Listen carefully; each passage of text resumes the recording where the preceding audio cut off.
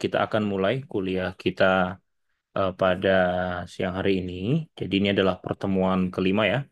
Jadi di pertemuan kelima ini kita akan membahas mengenai denoising dan modeling ya. Nah, awalnya saya pikir kita bisa menyelesaikan ini dalam satu pertemuan ya. Ternyata nanti butuh satu pertemuan lagi ya. Jadi nanti ada sedikit perubahan ya. Karena yang inversi ini sepertinya butuh satu pertemuan untuk menjelaskannya gitu. Karena secara di sisi matematis cukup rumit ya. Nah, jadi nanti kita sampai di forward modeling aja di sini. Nah, jadi nanti di sini saya akan menjelaskan eh, denoising, kemudian nanti ke eh, modeling ya, khususnya forward saja. Jadi kita akan mencoba mengenerate data SP dari model sintetik gitu ya. Seperti itu. Nah, jadi nanti di minggu ke pertemuan ke-6 ya. Jadi pertemuan ke-6 nanti saya rencananya akan taruh di pertemuan ke-8 ya. Jadi pertemuan ke-8 itu adalah pertemuan terakhir dengan saya. Nah, jadi nanti di pertemuan ke-8 itu ya mungkin kalau ada yang mau didiskusikan terkait dengan praktikumnya. Jadi tanggal 8 itu paling tidak sudah terkumpul laporan sementara ya untuk yang SP. Nah, nanti di minggu ke-9-nya baru laporan akhirnya ya. Seperti itu nanti saya masuk lagi di pertemuan ke-8. Nanti di pertemuan ke-8 itu saya menjelaskan tentang inversi dan nanti ada evaluasi terakhir ya. Evaluasi terakhir untuk sub CPMK 2. Tadi pagi kan Anda sudah mengerjakan evaluasi untuk sub CPMK 1 ya. Nah, saya kebagian sampai di sub CPMK 2. Nah, jadi nanti di pertemuan terakhir saya menjelaskan ini dan ada sedikit evaluasi untuk sub CPMK 2 gitu ya, kurang lebih seperti itu. Nah, untuk praktikumnya nanti silahkan setelah libur Lebaran ya, sudah mulai merancang ya, kapan bisa berangkat. Intinya minggu ke-8 kuliah intinya pengambilan data sudah selesai, sudah ada pengumpulan laporan sementara. Nanti bisa didiskusikan dengan asisten atau dengan saya langsung di kelas. Nanti di minggu ke-9 baru pengumpulan laporan final ya, kurang lebih seperti itu. Nah, nanti finalnya presentasinya silahkan nanti dalam bentuk video YouTube saja. Jadi nanti teman-teman membuat video presentasi mulai dari awal praktikum sampai dengan hasilnya, hasil analisisnya semua dipresentasikan dalam eh, video YouTube saja. Jadi nanti kita nggak perlu kelas lagi, jadi nanti langsung video itu saja saya menilainya ya. Oke, kurang lebih seperti itu. Jadi cakupan di praktikum ini yang pertama ada akuisisi data, ada koreksi, ada denoising, dan juga eh, ada analisis ya. Kalau sampai modeling itu akan jadi poin bagus gitu ya, akan jadi nilai lebih ya, seperti itu. Oke, sebelum saya mulai, apakah ada pertanyaan? Silahkan kalau ada. Apakah ada? Oke. Izin bertanya, Pak. Oh, silakan. Terkait ketentuan laporannya, apakah ada ketentuan dari Pak Dharma juga? Ya laporan standar ya ada latar belakang, ya pendahuluan, ya latar belakang, rumusan masalah tujuan, ya ada sistematika, kemudian tinjauan pustaka, ya standar lah. Yang ketiga metode, keempat hasil dan pembahasan, lima kesimpulan dan rekomendasi. Dah gitu aja. Standar praktikum ya. Oke, Pak. Baik, Pak Dharma, terima kasih. Mm. Itu nanti jadi laporannya dikumpulkan di My Classroom beserta nanti link video presentasinya ya. Jadi nanti eh, intinya dalam video presentasi tersebut semuanya em, memaparkan kegiatan dari awal sampai akhir dan hasilnya juga ya. Seperti itu. Oke, ada lagi?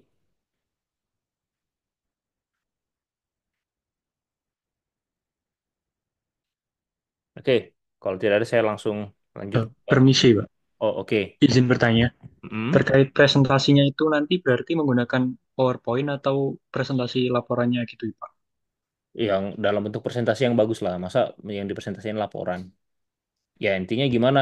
Jadi ya gabungan lah ada dalam bentuk. Intinya buat sebagus mungkin ya videonya gitu. Ya pastikan nanti ada di lapangan ya atau intinya begini, buat video yang bagus ya. Jadi di situ kalau bisa bukan tidak standar PPT misalkan kayak gini ya, kayak saya ngerekam di Zoom screen, tidak seperti ini gitu. Tapi eh, video yang merangkum semua kegiatan kalian, kemudian hasil-hasilnya juga disampaikan di situ gitu. Kalaupun mungkin ada demo program, nah silahkan juga di situ. Misalnya saat menjelaskan mengenai analisis data atau pengolahan data, bisa juga seperti itu ya. Seperti itu. Videonya nggak usah panjang-panjang ya. Paling 20 menit sampai 30 menit itu sudah mencakup semuanya gitu. Bagaimana? Baik, Pak. Terima kasih. Mm-mm. Oke, ada lagi? Ada lagi?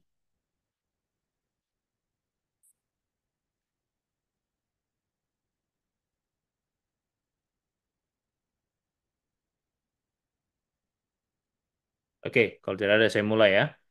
Oke, untuk pertemuan kali ini saya akan menjelaskan mengenai denoising self potential dan modeling ya. Jadi ini ada pengantarnya. Jadi saya akan bahas di awal dulu ya.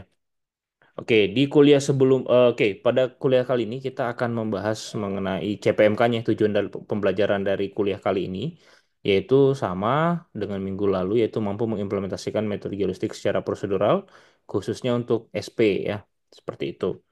Nah, di minggu sebelumnya kita sudah belajar mengenai teori dasar SP, kemudian metode akuisisi data. Kemarin Anda juga sudah mempraktikannya ya, dan juga sudah melakukan hingga ke koreksi data ya, kurang lebih seperti itu. Nah, ternyata sampai dikoreksi saja data SP itu masih perlu diolah lagi sebelum nanti kita akan melakukan interpretasi, baik itu interpretasi kualitatif maupun kuantitatif ya, seperti itu. Nah, untuk hari ini mungkin saya akan sampai di poin 6 saja ya. Jadi mulai dari introduction, kemudian noise di data SP itu seperti apa, lalu denoising dengan metode EMD ya. Nanti apa itu EMD nanti akan saya jelaskan. Kemudian modeling data SP sebagai bentuk dari eh, interpretasi kuantitatif. Kemudian saya akan menjelaskan bagaimana kita akan melakukan modeling nanti dengan model ideal. Nah, nanti kita sampai di forwardnya saja ya. Jadi nanti sampai di sini kita akan buat forward di pertemuan selanjutnya. Data yang kita buat dari forward akan kita inverse lagi gitu ya. Apakah nanti hasilnya dapat kembali atau tidak gitu. Kurang lebih seperti itu. Baik. Oke, kita akan masuk ke bagian pertama dulu yaitu pendahuluan. Nah, jadi setelah kita melakukan akuisisi data di lapangan, kita juga menerapkan beberapa metode koreksi ya. Nah, Anda lihat apakah datanya sudah smooth atau masih banyak spike? Kalau di data yang Anda kemarin coba dan sudah dikumpulkan, bagaimana? Masih ada spike-nya. Ya, itu menunjukkan bahwa sinyal SP atau data SP tersebut ada noise-nya gitu ya. Nah, setelah kita koreksi, kenapa noise itu masih ada gitu ya? Nah, kita akan membahas lebih jauh di sini gitu ya. Nah, oleh karena itu kita membutuhkan yang namanya teknik filtering ya. Filtering itu artinya kita melakukan suatu pemisahan ya antara mana data, mana yang noise gitu ya. Nah, noise-noise yang tersisa yang pertama tentu dari sisi eh, alam ya, kalau saya bilang karena SP ini adalah metode geofisika yang pasif, jadi dia merekam segala sesuatu apapun yang eh, ada di alam gitu ya. Jadi dia akan menangkap berbagai hal, bahkan sehingga sangat sulit untuk membedakan mana SP yang kita sedang targetkan, mana SP yang di luar itu gitu ya. Nah, selain itu juga ada keterbatasan instrumen ya. Nah, kemudian juga ditambah lagi biasanya ada eh, di kompleksitas dari geologi ya, sehingga menyebabkan SP variations gitu ya. Nah, kemudian juga koreksi saja itu tidak cukup ya, karena ada noise-noise yang sudah inherent ya di situ sudah melekat di dalamnya, sehingga kita nanti perlu melakukan filtering atau denoising. Oke. Oke, sekarang saya tanya, filtering sama denoising sama atau beda kira-kira? Sama atau beda? Halo? Suara saya masih terdengar di sana? Berbeda, Pak. Berbeda. Oke, nanti kita lihat ya. Oke. Nah, Jadi filtering ini punya peranan penting ya. Jadi yang pertama ya, jadi nanti selain nanti kita untuk interpretasi ya, interpretasi bisa dua, bisa kualitatif yang nanti akan dikombin dengan data-data lainnya atau bisa dengan modeling ya, interpretasi secara kuantitatif.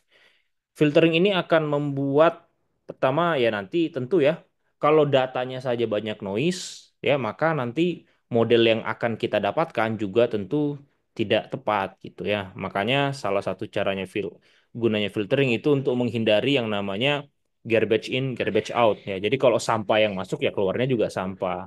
Nah, makanya dengan filtering ini kita akan menghilangkan efek noise pada data sehingga nanti data yang kita dapatkan adalah data benar-benar sinyal SP yang kita targetkan gitu. Nah, kemudian kita juga akan membuat sinyal SP itu semakin jelas ya dengan meremove atau menghilangkan noise tadi, sinyal-sinyal SP yang akibat target kita ya, seperti groundwater flow, target mineral. Nah, itu akan eh, lebih jelas terlihat gitu ya. Seperti contoh misalkan di sini ada sebuah noise spike ya dengan frekuensi 50 Hz. Nah, ini bisa jadi diinterpretasikan sebagai oh ini akibat ada deposit sulfida nih di permukaan dangkal. Padahal itu spike noise gitu ya. Tapi karena kelihatan sangat tajam, wah ini bisa jadi anomali. Nah, padahal tidak seperti itu. Nah, makanya noise ini perlu dihilangkan ya atau diredam sehingga sinyal SP yang aslinya yang kita targetkan itu lebih terlihat ya seperti itu. Nah, makanya untuk ke depannya yang paling penting di sini kita perlu menerapkan teknik denoising ya. Nah, nanti saya akan jelaskan ya. Nanti coba teman-teman jawab ya kira-kira tadi saya ngomong filtering kok sekarang denoising gitu ya. Apakah beda atau sama saja sebenarnya ya? Nah, jadi denoising teknik nanti kita akan coba menggunakan teknik EMD ya. EMD itu Ensemble Empirical Mode Decomposition ya untuk memisahkan sinyal dari noise secara adaptif gitu ya. Nah, kemudian juga dengan menghilangkan atau melakukan denoising itu kita akan membuat data kita itu semakin bagus gitu ya sehingga nanti model yang dihasilkan itu ya akurat menggambarkan keadaan yang kita sedang targetkan gitu.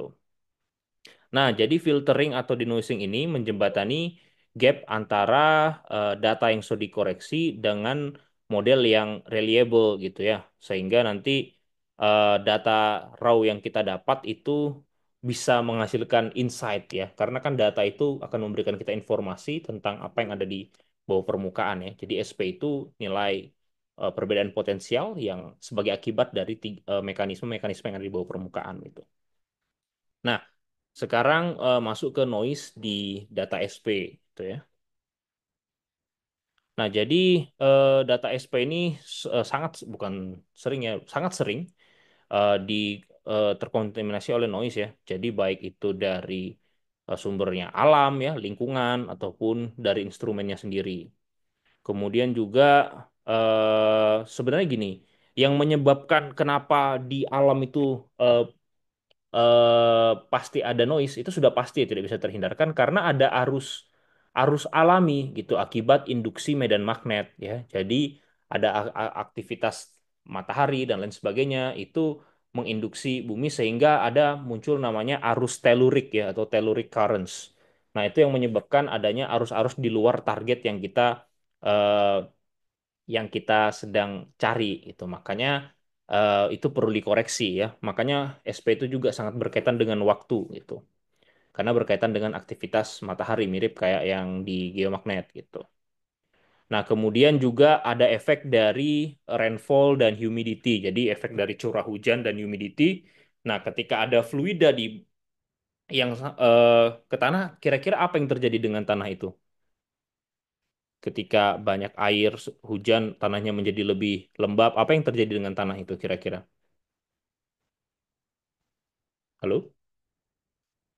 Apa yang terjadi? Resistivitasnya tinggi, Pak. Resistivitasnya tinggi? Yang lain? Konduktivitasnya apa yang tinggi? Apa? Konduktivitasnya lebih tinggi. Ah, benar ya, konduktivitasnya yang tinggi. Nah, kalau konduktivitasnya tinggi, maka arus-arus tadi ya, arus-arus alam itu akan semakin terasa efeknya ya. Makanya SP itu jadi SP dan metode geolistrik lainnya itu sebaiknya dilakukan saat tidak terjadi hujan gitu. Karena kalau ada hujan sudah pasti noise ya. Makanya saya bilang eh, musuhnya geolistrik itu hujan gitu ya. Nah, itu. Jadi hujan itu dan kelembaban tanah itu akan meningkatkan konduktivitas tanah sehingga akan menyebabkan terjadinya noise di situ. Kemudian, jadi intinya begini, fluida itu ketika dia ada di dalam batuan atau ada di dalam tanah itu akan merubah konduktivitas dari si batuan tersebut karena ada konduksi elektrolitik ya, seperti itu. Nah, kemudian juga ada hydrogeological activity ya, ada aktivitas air di bawah tanah, entah itu dari akar tanaman atau yang lainnya ya, seperti itu. Nah, kemudian juga human made dari manusia biasanya ada ya jadi intinya benda-benda yang menyebabkan induksi medan magnet itu akan menimbulkan arus ya. Contohnya tiang listrik ya dan lain sebagainya itu juga akan menyebabkan noise. Kemudian juga ada aktivitas industri ya. Nah, kemudian juga jadi begini, kalau Anda menginjeksikan arus ke bawah permukaan atau ada arus yang ada di bawah arus yang entah itu dari mana grounded di permukaan ya di tanah itu akan menimbulkan noise gitu. Nah, makanya kalau Anda mau melakukan pengukuran SP sama resist, maka SP-nya dulu gitu ya. Sehingga tidak kalau Anda resistnya duluan, maka nanti ketika Anda ngukur SP, nah sisa-sisa dari injeksi arus itu akan terasa efeknya ya. Nah, itu yang kemarin saya selalu sampaikan, itu saya sering sampaikan itu terjadi waktu kultur kemarin sehingga data SP-nya itu nggak jelas gitu ya. Kurang lebih seperti itu. Nah, selain itu, ada juga faktor dari instrumen dan pengukuran ya.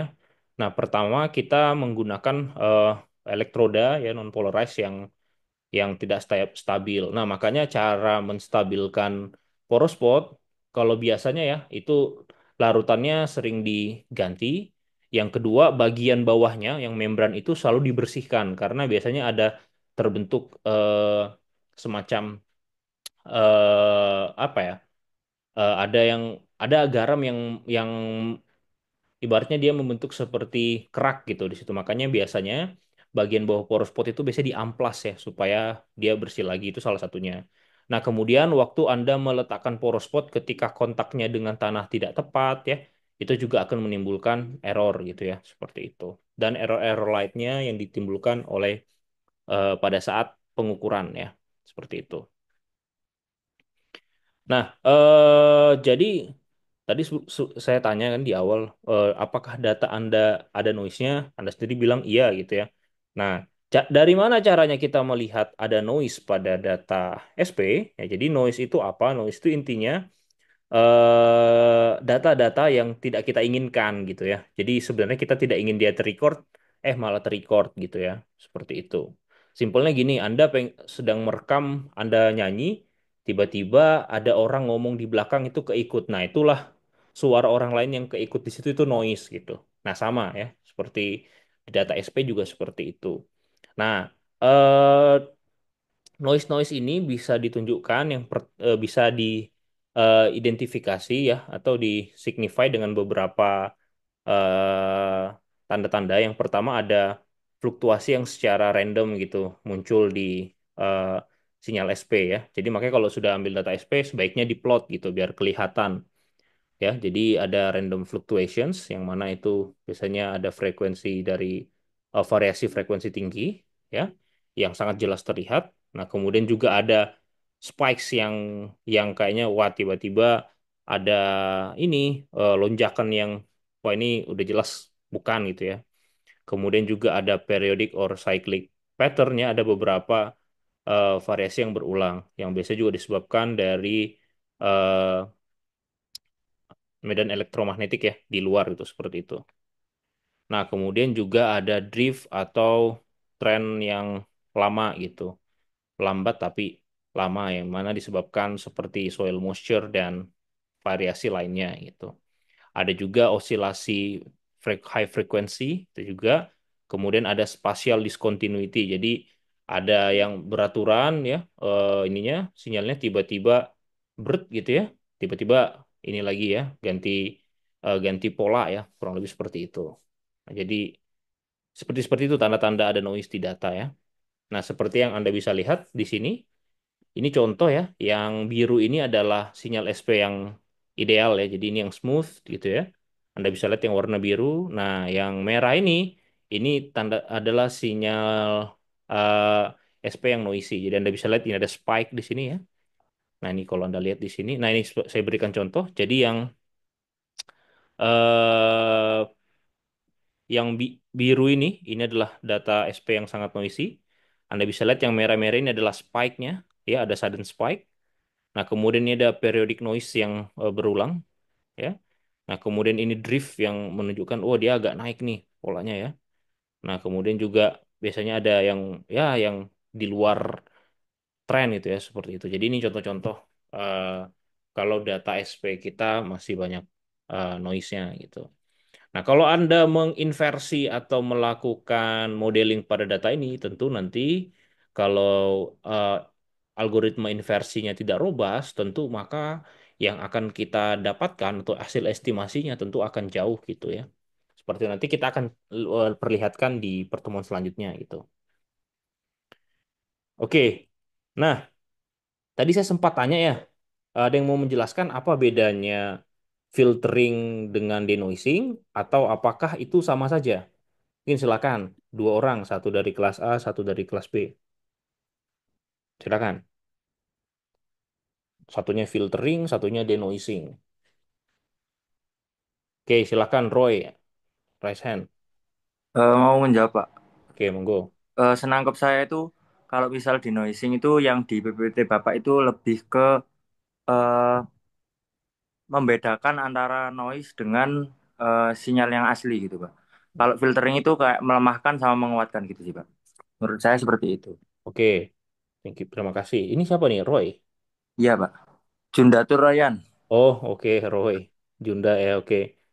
Oke, eh itu dari kelas A, mungkin dari kelas B tadi Roy, Junda tuh Roy sudah. Oke, silakan. Siapa? Oh, Saya mau Pak. ini banyak noise-nya nih. Oke, silakan.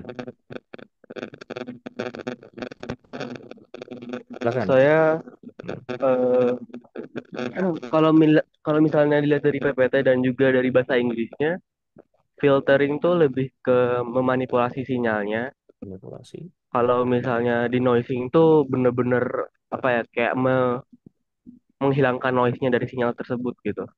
Kalau di noising itu yang bisa saya tangkap.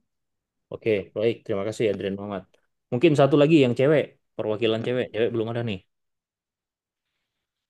Nggak usah takut ya, nggak ada yang salah Iya, benar iya, gitu. Pak. Oke, silakan Alia.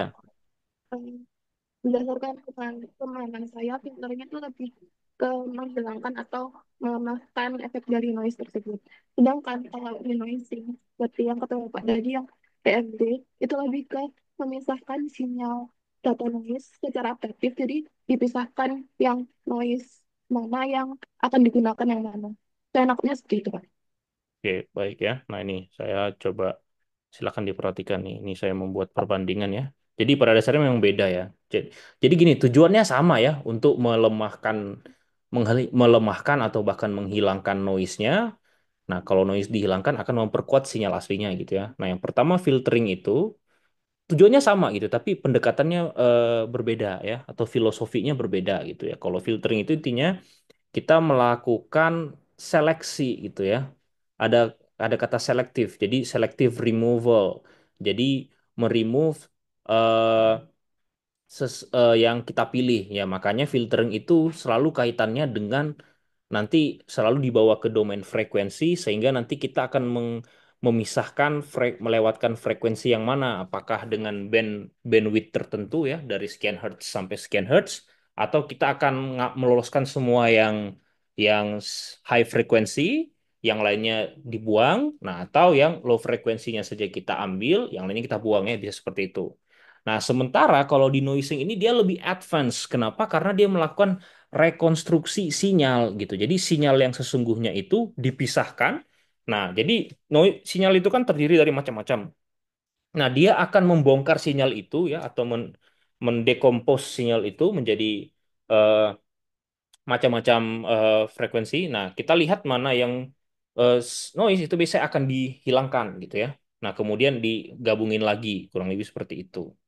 Jadi kalau filtering itu dia ada menghapus yang diseleksi. Jadi menghapus yang ya dia memilih rentang frekuensi tertentu, nah itu yang dilewatkan, yang sisanya dibuang. Nah kalau di noising sinyalnya dibongkar, nah lalu dari bongkar itu kita buang yang kita anggap sebagai unwanted gitu ya, yang tidak diinginkan, lalu kita jadiin satu lagi. Nah di noising kurang lebih seperti itu.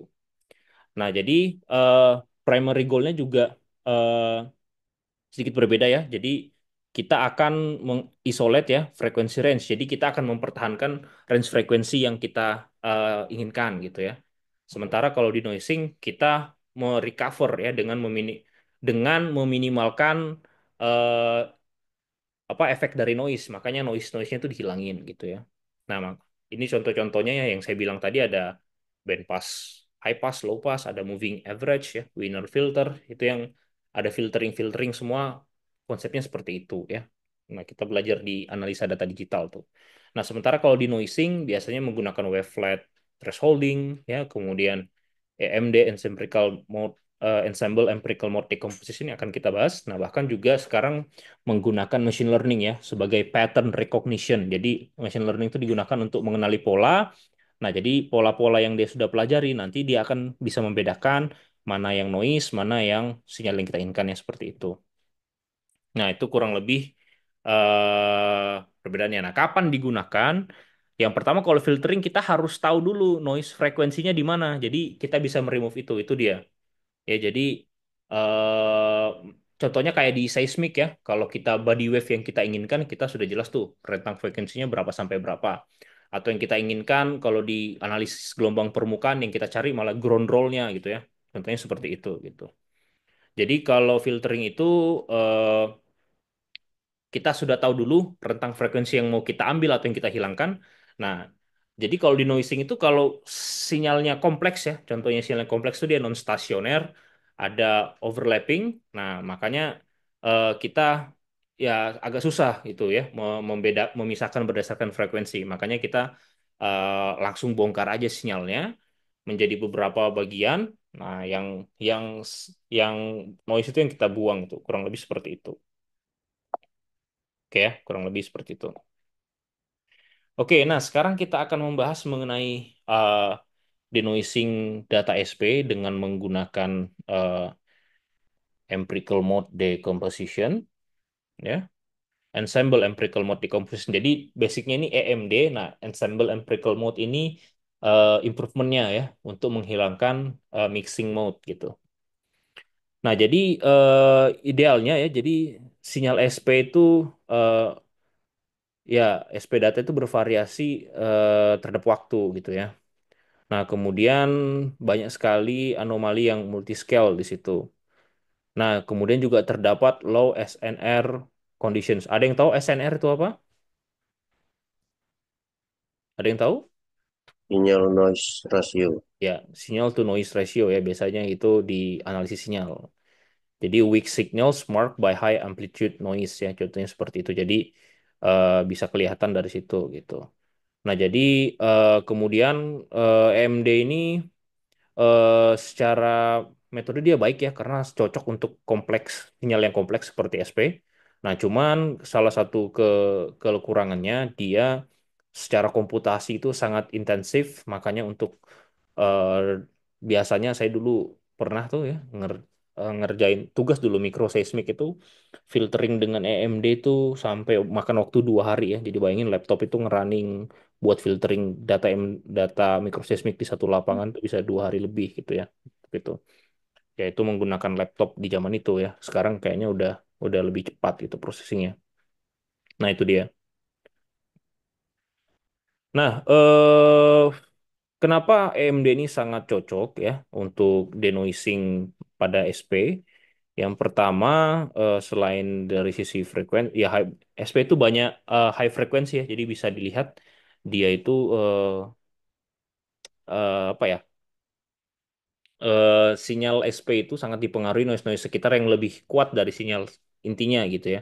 Sehingga di situ bisa dibilang energi tinggi gitu ya. Jadi yang high frequency itu banyak banget terkandung di SP. Nah, kemudian ada juga dari itu yang untuk high frequency, kemudian low frekuensinya juga gitu ya.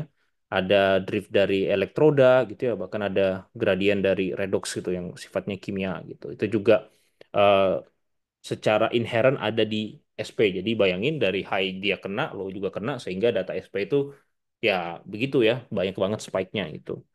Nah, kemudian data SP sendiri ini eh, sering sekali terkontaminasi oleh noise yang sumbernya dari alam gitu ya.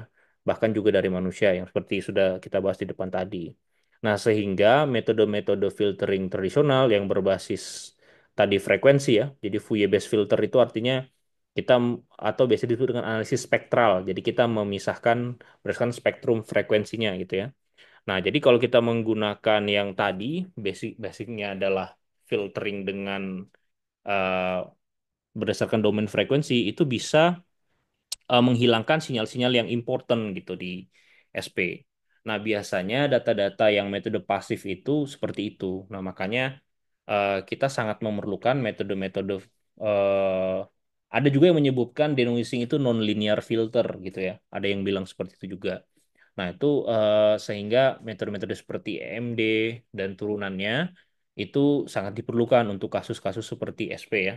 Jadi saya sendiri pun biasanya menggunakan EMD ini untuk selain SP biasanya digunakan untuk very low frequency juga ya. Itu yang alami ya, maksudnya yang data datanya kita dapat secara natural gitu, pasif ya seperti itu. Nah, kemudian kenapa cocok di SP? SP sendiri itu data sinyalnya non stasioner ya. Kemudian juga multiscale. Nah, kelebihannya dari EMD ini apa? Pertama, dia tetap mempertahankan ini sinyal yang sesungguhnya gitu ya. Jadi eh, tidak menghilangkan. Jadi kalau kalau kita rubah ke domain frekuensi biasanya dia keikut juga gitu. Nah, sementara kalau si EMD ini dia akan mempertahankan itu. Nah, kemudian juga menghandle masalah mode mixing gitu ya, itu juga. Nah, kemudian tidak perlu asumsi gitu ya. Seperti, oh kita harus kira-kira frekuensinya ada di berapa nih yang data, mana yang noise, itu tidak diperlukan ya. Jadi kita langsung eh, membongkar saja sinyalnya, kurang lebih seperti itu. Nah, selain itu, EMD ini juga dia sangat apa ya, eh, bekerja dengan baik ya pada sinyal-sinyal yang pada sinyal yang non-linear, tidak perlu asumsi tadi, kemudian juga bisa membedakan antara sinyal SP eh, yang berguna dan yang tidak gitu, yang kita inginkan dan yang tidak. Nah, jadi intinya apa? EMD itu dia akan membongkar sinyal itu menjadi berbagai different frekuensi components atau yang kita sebut dengan IMF. IMF itu intrinsic ya, intrinsic eh, noise function ya seperti itu. Jadi nanti dia akan dibagi noise ini akan dibagi menjadi IMF IMF. Nah, nanti dari IMF itu ada yang dibuang, ada yang tetap gitu ya. Seperti itu. Nah, biasanya di AMD ini menganggap bahwa noise-noise yang ada di data itu biasanya ada di IMF IMF awal ya, kurang lebih seperti itu. Nah, dengan meremove IMF 1, IMF 2 ya yang awal-awal itu maka dia akan tetap mempertahankan sinyal yang sesungguhnya gitu yang sedang kita cari dan meremove noise-noise yang high frequency tadi gitu. Nah, ini sebagai contoh. Jadi prosesnya IMD bisa dilihat di sini yang A ini adalah contoh original sinyal ya. Nah, kemudian sinyal ini di decompose ya. Jadi bisa kita lihat di sini ini IMF 1 ya. Jadi contoh dia pakai satu IMF aja. Nah, kemudian nanti diambil rata-ratanya ya. Nah, IMF ini akan jadi si sinyal ini akan dikurangi dengan IMF. Nah, kemudian dapat residunya itu apa? Nah, jadi dapatnya seperti ini. Jadi dia akan saling menghilangkan dengan sinyal itu sendiri gitu ya. Jadi sangat tergantung dengan karakteristik sinyalnya. Ya, jadi ada namanya white noise ya. Kemudian kita menerapkan EMD, kemudian kita melakukan multiple realization, lalu kita nanti ensemble-nya itu kita rata-rata ya, seperti itu. Nah, jadi kalau kita lihat di sini ada 4 step ya. Yang pertama pre-processing, kita akan load dulu data SP-nya. Ya tadi remove obvious outliers ini berkaitan dengan koreksi. Lalu kita lakukan normalize ya. Tapi ini opsional. Nah, kemudian kita tetapkan standar deviasi dari data dan number of realizations. Nah, ini semakin banyak number of realizations-nya, maka dia akan semakin banyak gitu ya waktu komputasinya. Lalu nanti EMD ini akan kita terapkan ke data SP dan dia akan menghasilkan bermacam-macam IMF di situ. Ya, intrinsic mode functions ya. Jadi ada berbagai mode di situ. Kan kalau kemarin kata intrinsic itu artinya sesuatu yang ada di dalam sinyal itu. Nah, makanya sinyal itu nanti akan terpecah berdasarkan mode-mode yang dia punya gitu ya, berdasarkan tentang frekuensinya. Tanpa perlu kita melakukan transformasi dulu gitu. Nah, kemudian akan mengidentifikasi yang high frekuensi yang mana itu akan berkaitan dengan noise gitu. Dan kita akan meremove IMF tersebut dan tetap mempertahankan sinyal yang utama gitu. Sehingga nanti ketika sinyalnya hilang, noise itu hilang, sinyal yang kita inginkan itu semakin jelas gitu ya, seperti itu. Lalu setelah itu IMF yang tersisa kita pertahankan sehingga membentuk sinyal yang baru ya, seperti itu. Oke, mungkin saya akan tunjukkan dulu ya di MATLAB ya. Nanti begini, saya akan share fungsi dari EMD ini sendiri. Nah, nanti silakan Anda coba eh, di data kelompok Anda yang kemarin. Nah, coba lakukan filter apa denoising dengan EMD ini ya. Oke, sebentar saya tunjukkan dulu.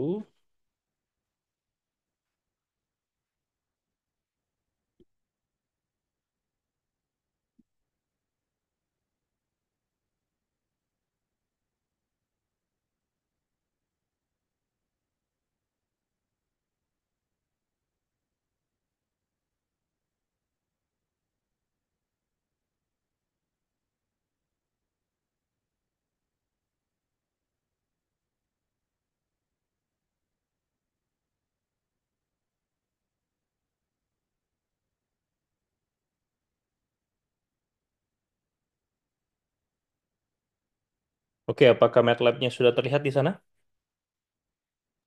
Sudah Sudah, Pak. terlihat, Pak. Oke. Oke ya, jadi ini adalah program utama ya yang saya pakai untuk ini sebenarnya sudah program saya yang sudah lama sekali ya, tapi saya coba keluarkan lagi. Nah, jadi ini adalah fungsi EEMD ya, dan nanti saya share ini ya. Jadi nanti di EEMD ini dia perlu inputan X itu adalah panjang ini setiap Anda sampling ya spasi yang di datasheet itu mulai dari kalau kemarin pakai datanya berapa spasinya? 2 ya? Kalau Iya, kemarin, Pak. Ya, Pak. jadi 2 nanti meter. mulai X-nya itu mulai dari 0, 2, 4, 6, dan seterusnya gitu ya. Nah, kemudian NSTD itu adalah standar deviasinya. Kemudian ini number of realization, lalu nanti ada iterasi maksimum ya, seperti itu. Ini adalah fungsinya. Nah, nanti ini adalah program utama kita akan memanggil si EMD-nya gitu ya. Jadi jadi data yang sudah Anda koreksi, Anda masukkan ke Excel. Saya di sini pakai Excel ya. Mau pakai .csv juga boleh. Nah, kemudian nanti X-nya kita ambil ya, kemudian kita tentukan eh, standar deviasinya saya pakai 0,2, kemudian number of realization-nya 100, kemudian 20 iteration gitu ya. Ada iteration cuma 20. Nah, nanti di sini kita akan mengambil modus dan modus ya. Modus ini sebenarnya nanti hasilnya gitu. Nah, modus ini nanti kita akan hitung dengan menggunakan fungsi EMD dari yang sini ya. Nah, kemudian nanti inputannya adalah X, standar deviasi, number of realizations, kemudian iterasi maksimum. Nah, hasilnya dalam bentuk modus ini akan kita simpan di file Excel ya, seperti itu. Jadi kita tinggal run saja. Nah, maka dia akan tersimpan otomatis di directory. Nah, selanjutnya saya akan mengeplot ya. Nah, jadi ini saya akan memanggil hasil run tadi ya. yang EMD ini ya. Tadi kan pakai EMD ya. Nah, ini tersimpan di sini. Nah, kemudian saya akan memanggil yang di hasilnya tadi ya. Nah, ini spasinya. Jadi mulai dari 5 sampai dengan 390 karena data yang saya pakai seperti itu ya. Kemudian ini di sini menggunakan 7 IMF. Jadi IMF 1, IMF 2 dan seterusnya. Kemudian nanti sinyal original yang 10 adalah kombinasinya ya. Nah, kemudian kalau saya run ya, kurang lebih seperti ini. Oke, terlihat ininya figurnya di sana. Terlihat, Pak. Terlihat, Pak. Nah, ini contoh yang saya eh, perlihatkan ya. Jadi ini yang di atas itu adalah original sinyal gitu ya, yang kita dapat dari pengukuran setelah kita koreksi ya. Jadi sangat noisy di sini. Nah, kemudian ini IMF 1, IMF 2, dan menjadi sampai IMF 6 gitu. Dan ini residunya yang tidak termasuk dalam IMF gitu. Oke, nah kemudian di sini yang di remove adalah IMF 1 dan IMF 2-nya gitu ya. Nah, kemudian nanti apa yang kita dapat jadi seperti ini nih sinyalnya dari yang sangat noisy. Oke, sebentar.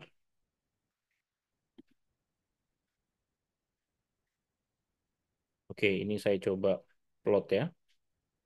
Ini datanya. Nah, ini ya. Jadi tadi bisa lihat sendiri. Nah, jadi ini adalah yang di kiri, figur 3. Ini adalah original datanya. Kemudian original data tadi ini kita gunakan EMD ya. Sehingga nanti sinyalnya akan terpecah menjadi IMF-IMF seperti ini gitu ya. Nah, kemudian nanti hasil dari situ ya kita akan remove ya mana yang sinyal mana yang bukan. Nah, jadi nanti kita remove IMF 1 dan IMF 2 nanti dapatnya seperti ini gitu ya. Ini salah satu contoh yang namanya denoising gitu. Ya, jadi menghilangkan noise ya, denoise ya. Seperti itu. Nah, jadi ini contohnya ya. Nah, nanti silahkan nanti saya taruh di Classroom ya untuk yang fungsi ini. Nah, nanti Anda silahkan coba di data yang kemarin praktikum, nah coba-coba sambil baca literatur lagi ya. Jadi nanti saya akan kasih tugas. Yang pertama, coba Anda resume kembali mengenai teknik EMD itu apa ya, biar nanti setelah ini ada pendalaman materi. Nah, kemudian ini nanti saya kasih code yang ini ya. Sebenarnya juga ada di internet, tapi nggak apa-apa saya kasih aja. Nah, nanti Anda akan buat program utamanya seperti ini, lalu nanti ditampilkan masing-masing IMF. Nah, baru nanti mana yang bandingkan gitu, mana yang hasil denoising, mana yang originalnya, kurang lebih seperti itu. Nah, kalau sudah kita berhasil seperti ini ya melakukan denoising, maka ini akan lebih mudah untuk dilakukan interpretasi ya, baik itu kualitatif maupun kuantitatif ya, kurang lebih seperti itu. Oke, ini sudah kembali ke slide di sana. Sudah, Pak. Sudah, Nah, Pak. Pak. Sudah kembali. Baik. Nah, ini selanjutnya ke SP data modeling ya. Nah, jadi misalkan tadi datanya sudah kita apa? Denoise ya. Nah, maka kita akan selanjutnya melakukan interpretasi kuantitatif. Kualitatif juga oke ya. Nah, kualitatif kan sudah dijelasin ke minggu sebelumnya ya. Nah, kuantitatif ini, nah kita akan melakukan inversi ya. Intinya seperti itu. Nah, di sini kita akan menggunakan model ideal ya. Jadi di SP sendiri ada beberapa model ideal ya yang biasanya digunakan untuk memodelkan struktur bawah permukaan. Jadi struktur bawah permukaan itu kan kompleks ya. Nah, tapi kita bisa dekati dengan struktur atau geometri ideal gitu ya. Nah, jadi geometri ideal itu bisa seperti ini ya. Sphere, bola, bisa vertikal atau horizontal silinder atau bisa inclined sheet ya seperti itu. Jadi sebuah semacam lapisan ya semacam apa ya? Batang tipis gitu yang miring ya. Nah, seperti itu. Nah, ini sangat setiap model ini punya fungsi matematisnya gitu ya. Nah, jadi ini ya sebagai contoh, jadi bisa lihat ini untuk yang A, bola, ini yang B, horizontal atau vertical cylinder, kemudian yang C ini inclined sheet ya. Nah, jadi yang pertama bola ini adalah merepresentasikan sebuah sumber bola ya yang terisolasi gitu ya. 3D dimensi. Biasanya model bola ini bisa digunakan untuk memodelkan mineral yang endapan mineral yang sangat kompak atau cavities ya atau seperti rongga-rongga goa gitu di bawah permukaan itu ya. Itu bisa pakai model spare ya. Nah, model spare ini ya, nah yang namanya model itu punya parameter model. Apa saja parameter modelnya? Yang pertama yaitu Z, di mana letak kedalamannya. Kemudian sudut polarisasi ya di sini. Kemudian ada dipole momennya atau amplitude si dipole moment si SP-nya gitu ya, parameter K. Dan ada juga parameter X0. X0 ini posisi anomali secara horizontal. Jadi itulah parameter model dari model bola ini. Nah, hubungan antara data SP yaitu voltase yang bervariasi pada sumbu X ini ya itu terhadap parameter model tadi itu ditunjukkan melalui fungsi ini ya. Jadi ini adalah governing equation-nya. Jadi yang namanya model itu punya governing equation yang menghubungkan antara si parameter model dengan data di sini. Jadi kalau kita punya data, kita bisa mengestimasi parameter modelnya tadi dengan inversi gitu ya. Nah, itu untuk yang spare. Kemudian untuk horizontal atau vertical cylinder, oh ya, saya lupa tadi ada juga faktor ini ya, shape-nya ya. Ada yang 1,5, ada yang sorry ini 1,5 nih maksudnya nih untuk bola gitu ya. Nah, kemudian ini untuk yang horizontal atau vertical cylinder itu sama punya masing-masing parameter yaitu kedalaman, kemudian sudut polarisasi, ada momen dipol, K ya itu satuannya dalam milivolt, kemudian shape faktornya 1,0 untuk horizontal silinder dan kemudian 0,5 untuk vertikal silinder gitu ya. Nah, ini merupakan persamaannya ya. Nanti bisa dilihat di jurnalnya eh, Monteiro Santos ya. Coba saya chat di Oke, nanti saya coba cari di ini ya. Idealized body ya, self potential. Begini saya coba share aja papernya nanti dibaca di situ.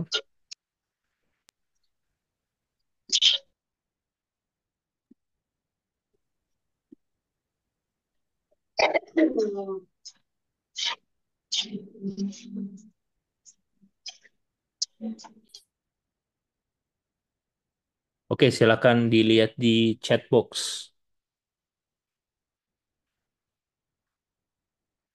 Apakah sudah ada di chat box? Sudah ada, Pak. Oke, nanti silakan di download dulu ya, download nanti dibaca setelah ini ya. Nanti buat pendalaman materi gitu. Oke, saya lanjut lagi ya. Nah, jadi kalau yang balik ke sini, kalau horizontal atau vertical cinder ini bisa digunakan untuk memodelkan patahan atau tunnel gitu ya, yang mirip-mirip silinder gitu ya. Kemudian juga ada yang inclined sheets ini yang sebuah planar features ya, itu seperti struktur dikes atau fractures itu biasanya bisa digunakan dengan ini gitu ya. Ini dia ada half width, kemudian ini Anda bisa lihat ya parameter modelnya di sini, kemudian ada sudut inklinasi dan juga kedalaman. Nah, ini adalah governing equation-nya. Nah, jadi setiap model itu punya governing equation-nya sendiri ya, seperti itu. Nah, kalau ada governing equations, maka kita bisa melakukan inversi gitu. Karena inversi itu bisa dilakukan kalau ada governing equations-nya, karena itu yang menghubungkan antara parameter model dengan data gitu ya, seperti itu. Nah, ini sebagai contoh ya. Jadi di sini saya coba buat dua model sintetik ya. Yang A ini kira-kira model apa nih? Kalau yang A kira-kira kalau dilihat dari shape factor, ada key-nya sama dengan satu, kira-kira apa tuh? Kira-kira modelnya apa? Horizontal cylinder. Ya, jadi tadi satu itu ya horizontal cylinder ya. Jadi di sini horizontal cylinder saya buat ya ini model sintetika. Jadi saya masukkan parameter momen dipolnya tadi min 800 milivolt. sudutnya saya buat 60 derajat, kemudian Z-nya kedalamannya saya buat 15 meter, Q-nya karena tadi horizontal cylinder saya pakai satu, ini nggak ada ya, karena ini untuk yang B. Nah, X0-nya anomalinya saya buat posisinya di 100 gitu ya. Jadi saya buat lintasan panjangnya 0 sampai 250. Anomalinya secara horizontal itu ada di sini ya. Makanya Anda lihat ada anomali di sini di posisi X sama dengan 100. Ya, kurang lebih seperti itu. Nah, berarti kalau begitu yang B-nya kira-kira apa nih? Ada parameter A.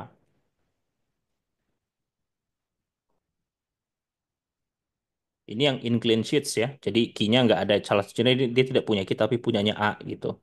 Nah, saya juga buat dari 0 sampai 250 ya. Kemudian kemudian di sini model estetiknya saya taruh di eh sorry di 150 anomalinya ya. Sorry di mana? Dulu 55. Makanya ada anomali di sini nih ya, kelihatan. Nah, sekarang saya tanya ke teman-teman, datanya ini smooth apa enggak menurut teman-teman? Coba diperhatikan. Diperhatikan. Kira-kira datanya smooth gak ini? Tidak, Pak. Kenapa tidak? Ada spike dikit-dikit dari 0 sampai 50. Habis itu di Betul. 10 sampai 200 ada spike dikit juga. Ya, betul, Aziz. Jadi ini memang datanya saya buat, saya tambahkan noise di sini. Ya, oke. Jadi eh, apa?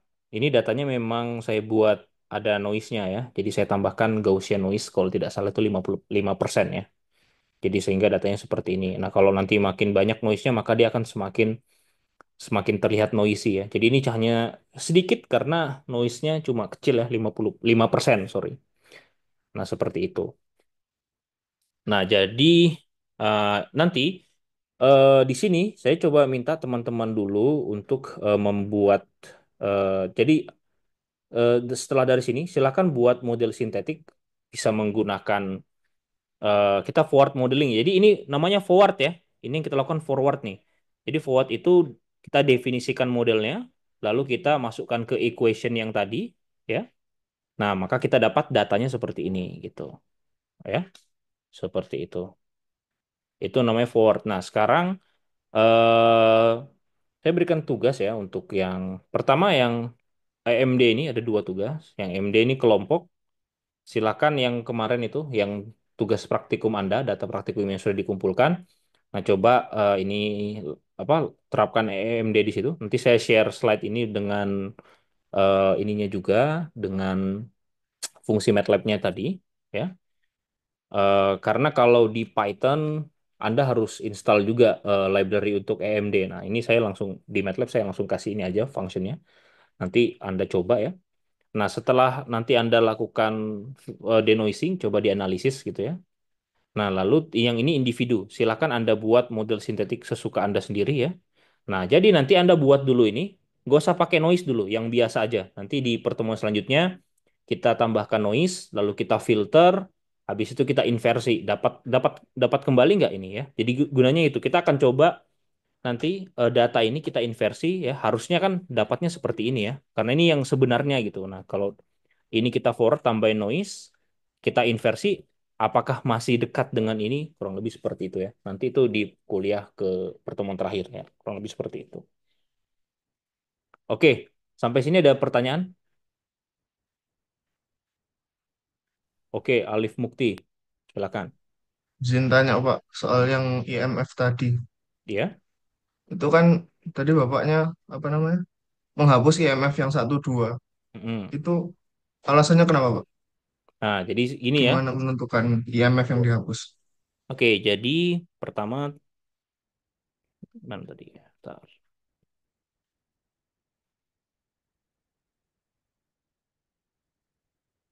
Nah, ini ya. Jadi pertama yang sudah pasti no. Jadi gini, EMD itu IMF-nya itu akan diurutkan dari frekuensi paling tinggi ke rendah ya. Sebentar saya tunjukkan dulu. Jadi dia akan melihat IMF-IMF awal itu adalah yang high frequency gitu. Itu adalah salah satu ciri noise gitu. Saya lihatkan dulu sebentar.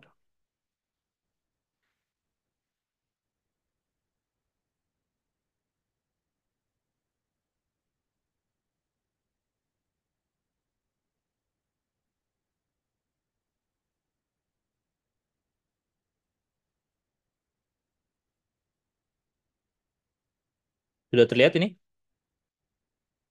Ya. Lihat Nah, Pak. jadi ini sinyal yang original ya. Nah, maka dia akan membuat yang IMF awal nih high frequency semua nih. Ya. Jadi IMF awal ini yang akan di remove. Nah, sisanya itulah yang dianggap sebagai. Jadi dia akan dipisahkan ya. Jadi menjadi 6 IMF ini. Nah, kemudian 2 IMF ini yang high frequency ini yang dihajar gitu ya. Seperti itu. Nah, ini yang merupakan noise karena memang noise itu ya yang spiky yang banyak itu kan high frequency tuh. Nah, itu yang dihilangkan dulu gitu. Nah, makanya dia akan dipecah seperti ini dan kita akan membuang yang IMF 1 dan 2 ini. Setelah IMF 1 dan 2 ini dibuang, maka kita akan menjumlahkan yang sisa ini sehingga jadi yang smooth tadi ya. Kurang lebih seperti itu. Oh, baik Pak. Terima kasih. Hmm. Dimengerti. Oh ya, sama tugasnya satu lagi saya lupa ya. Silakan cari referensi tentang EMD ya. Jadi cari jurnal sesuai dengan yang pernah saya kasih ya. Jurnalnya harus publishernya apa, seperti yang di tugas sebelumnya. Jadi tugasnya ada 3. Yang pertama resume untuk pendalaman materi EMD. Kemudian Anda lakukan denoising pada data yang praktikum kemarin. Nah, kemudian itu kelompok ya. Yang tadi resume individu, yang filtering ini kelompok. Nah, yang ketiga, yang tadi lakukan forward modeling, Anda silahkan buat model ideal dengan parameter sesuka Anda ya. Nah, nanti intinya keluar seperti ini gitu ya. Nah, nanti di minggu selanjutnya kita akan coba tambahkan noise. Atau kalau Anda mau coba tambahkan noise sendiri bisa juga gitu ya. Silakan ya. Nanti di minggu depan kita coba filter dulu, lalu kita inversi apakah balik lagi dapatnya seperti dengan model yang kita buat atau tidak ya. Seperti itu. Oke, ada pertanyaan lagi? Saya juga bertanya, Pak. Oke, siapa? Ah, Siapa? Oh, siapa ini? Wisda. Oke, silakan. Izin bertanya Pak, yang terkait tadi Mas yang di processingnya itu, yang di MATLAB, itu kan tadi ada nilai standar deviasi sama number of realization sama maksimum iteration, itu kan ada yang 0,2, 100 sama 20, itu ditentukan dari apa Pak? Oke. Kalau 0,2 itu salah satu ini ya parameter standar deviasi yang apa? eh yang saya agak lupa ya itu dari referensi saya ambil itu. Nah, maka nanti ini aja eh, salah sa- salah satunya nanti itu jadi gini number of realization-nya 100 itu standar ya. Nah, kemudian untuk SP ini karena datanya juga tidak terlalu berat ya, makanya eh, iterasi 20 aja udah bisa gitu. Nah, kalau nanti makin banyak iterasinya itu akan ya makan makan waktu tadi gitu ya. Nah, kalau saya di iterasi 20 itu sudah bisa kelihatan seperti tadi. Jadi eh, saya ambil itu aja gitu ya. Tapi yang jelas itu saya memang mengacu ke paper ya, cuma saya sudah lupa tuh yang mana itu papernya. Karena ini yang lama contoh yang saya contohkan. Tapi memang itu jadi begini, beberapa algoritma ya atau sebuah eh, program yang supaya dia bisa perform memang ada beberapa parameter yang harus di-tune gitu. Nah, kalau di EMD yang kita tune tadi standar deviasinya, kemudian tapi yang 0,2 tuh saya lupa tuh itu standar apa gitu. Nah, itu yang saya tahu. Nah, cuman yang kemarin 20 yang tadi itu saya trial and error tuh yang 100 sama iterasinya yang 20 saya buat 20 itu sudah cukup dia. Ya, kurang lebih seperti itu. Nah, coba nanti kalau Anda ngerjain tugas coba nanti dicek lagi apakah ada di jurnal tentang AMD yang membahas itu gitu.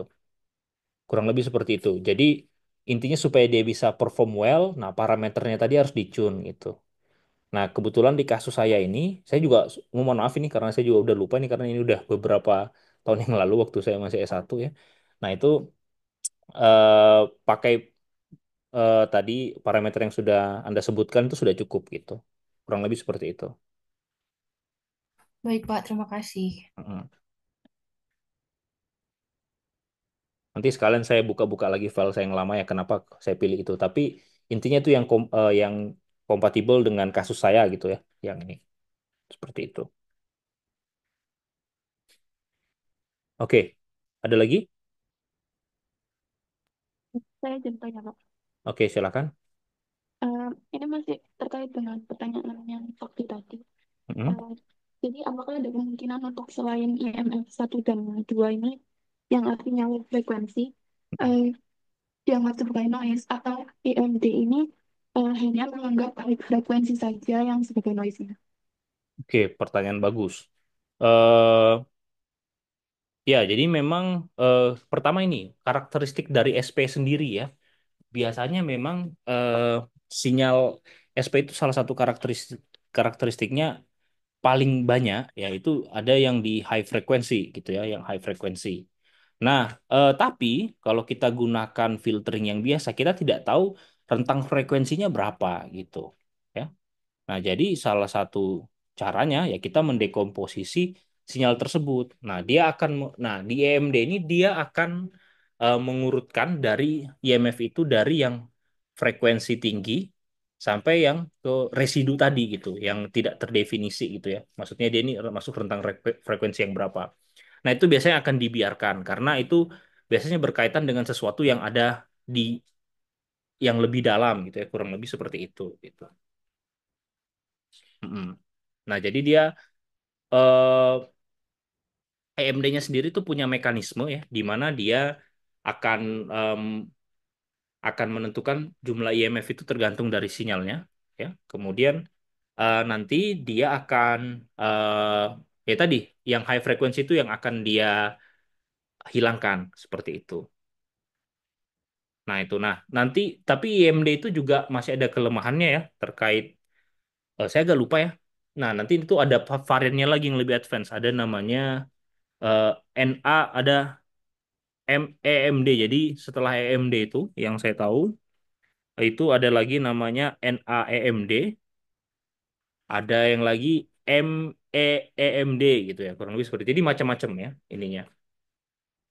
Jadi intinya si EMD method ini, nah dia akan menganggap yang bukan menganggap ya, dia akan melihat IMF apa frekuensi tinggi itu sebagai noise utama ya, kurang lebih seperti itu. Nah, kalau ada pertanyaan apakah itu sudah pasti eh, sinyalnya bersih noise? Eh, enggak, belum tentu gitu ya. Tapi setidaknya spike-spike yang tadi itu udah hilang gitu ya. Setidaknya seperti itu gitu.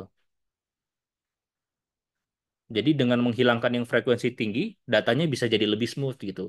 Nah, makanya tadi apakah di pertanyaannya, jadi EMD itu juga ada nanti efek mixing mode. Nanti coba cari kalau Anda resume EMD pasti nanti ketemu namanya mixing mode ya, atau mode campuran gitu.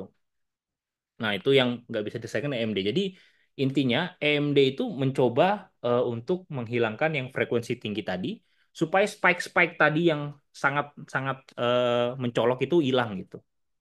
Nah, tapi apakah setelah dihilangkan IMF-IMF yang di awal-awal tadi noise-nya sudah hilang semua? Belum tentu gitu. Tapi setidaknya spike-nya itu udah dihilangkan, membuat datanya itu lebih smooth ya. Seperti itu gitu.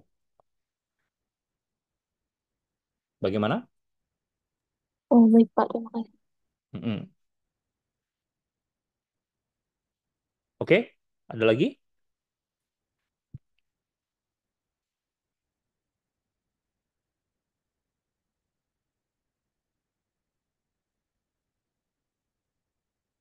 Oke, untuk tugasnya dikumpulin kapan ya? Eh Nanti berarti Jumat depannya lagi ya, kan Jumat depan tanggal 4.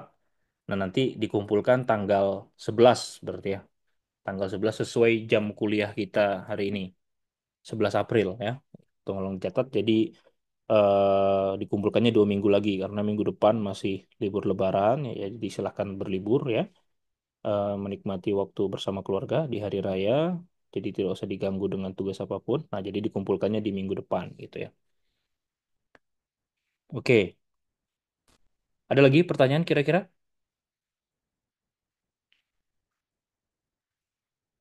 Ada lagi?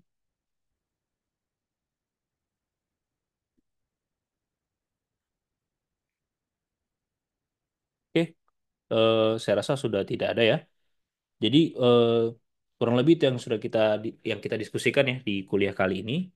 Ini saya rekam ya, nanti saya eh, taruh di Classroom untuk bisa dilihat lagi. Papernya sudah di-download yang di chatbox. Udah, Pak. Oke Udah, ya. Pak. Nah, nanti silakan baca itu tentang ideal body ideal lah. Jadi coba review tadi tugasnya apa aja dari kuliah ini, yang kuliah hari ini. Silakan satu orang.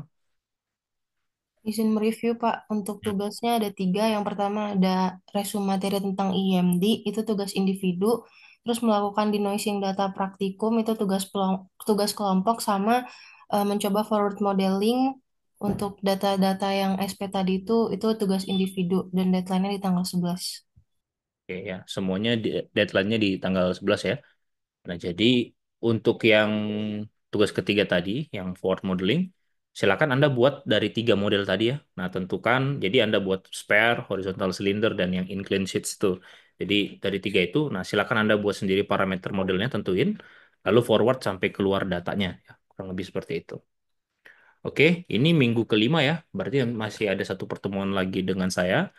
Nanti mungkin di minggu ke-8 ya atau ke-9 nanti saya infokan lagi. Jadi intinya di pertemuan ke-8 itu kita akan membahas satu materi lagi inversi ya. Jadi inversi. Kemudian ya silakan nanti di situ sudah pengumpulan laporan sementara ya untuk praktikum SP. Mungkin nanti ada yang mau didiskusikan ya sebelum nanti di minggu depannya eh, pengumpulan akhir gitu. Dan jangan lupa presentasinya dalam bentuk video. Jadi buat video yang sebagus mungkin gitu ya. Jadi yang meliputi mulai dari awal sampai akhir pekerjaan ya. Berarti mulai dari desain ya menjelaskan ya otomatis ya kayak tadi jelasin latar belakang ya. Pasti nanti eh, jangan lupa masukkan juga kasusnya ya. Di situ kasusnya kalau yang di kelas A kan kontaminan, kalau yang B kasusnya yang tentang mud volcano gitu ya. Kaitannya apa sama SP, terus desain survei, kemudian akuisisi data, lalu koreksi, lalu filtering gitu ya. Kemudian sampai interpretasi. Jadi outputnya nanti kalau bisa ada SP map ya, SP map, SP map, kemudian Anda ini pernah pakai server ya?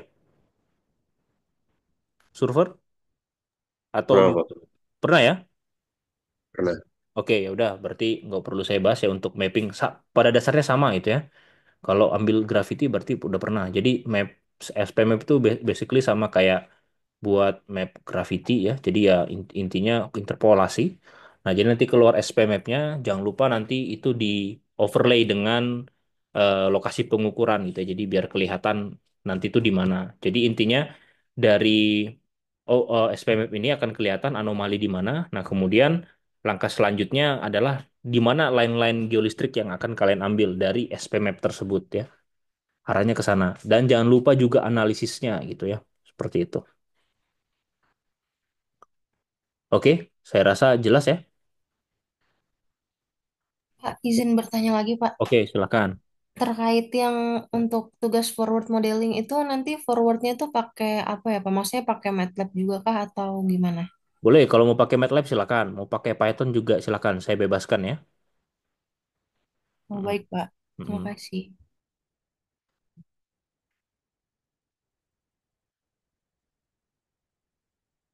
Oke, cukup. Oke, baik ya. Kalau sudah tidak